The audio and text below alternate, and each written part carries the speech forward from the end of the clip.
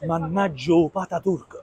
No, non è già persa la capa, perché logicamente uno dice avete persa la capa, saranno i numeri, comincia a dire male parole. No, è il tema del video. Belli miei, buongiorno e salute. Ma perché utilizziamo questa imprecazione? Beh, venga e mi spiego.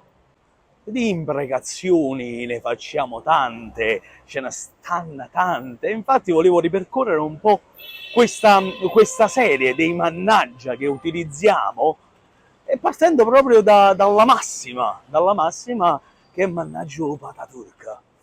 Faccio una piccola prefazione dove ne faccio sempre il significato di mannaggia, che mannaggia non è altro che una maledizione proprio, perché significa male ne abbia. E io mi faccio sempre la domanda, non è sempre più bello benedire che esce dalla nostra bocca una parola di bene invece che una parola di male? Fatto questo preambolo, arriviamo a comprendere che significa sto mannaggio Pataturk. Molto spesso si crede che sia il padre dei turchi, no?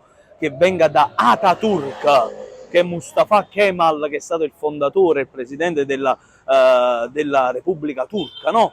Quindi è stato il primo, e quindi si pensa che viene padre dei turchi, Ataturk. E invece pare che non sia per questo motivo, ma ce ne sia un altro ancora precedente a questo, che poi è arrivato ai giorni d'oggi. E quale? Giornata piovosa, quindi mi sono fermata, riparata dalla pioggia, continuando ad andare a comprendere il suo significato di Pataturk, pare che sia patatucco.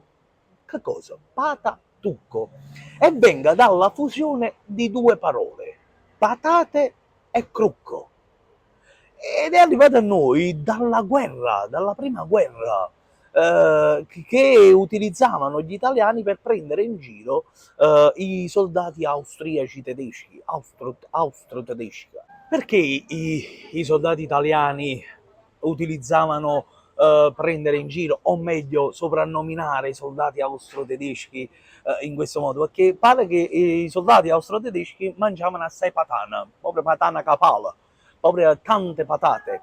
Crucco, che sarebbe in pratica la derivazione dal croato, per i prigionieri austriaci ma di nazionalità croata, pare che chiedevano il cru, che è pane in croato, pane. I prigionieri chiedevano pane per mangiare, e quindi venivano soprannominati cru, quindi pata cru, pata cruc, pata, patatucco è arrivato a noi. Che cosa però? Cioè, quante parole vengono poi traslitterate per arrivare poi ai giorni d'oggi, e che utilizziamo quando, che ne sai, ci succede qualcosa, succede un imprevisto, un mignolino vicino mobile, tutte quelle cose che possono succedere poi uno imprega. Come sempre, ripeto, meglio dell'imprecazione una benedizione. Io come sempre, chi più ne sa più ne metta nei commenti, vi invito a farlo e vi auguro buona storia. Un bacio.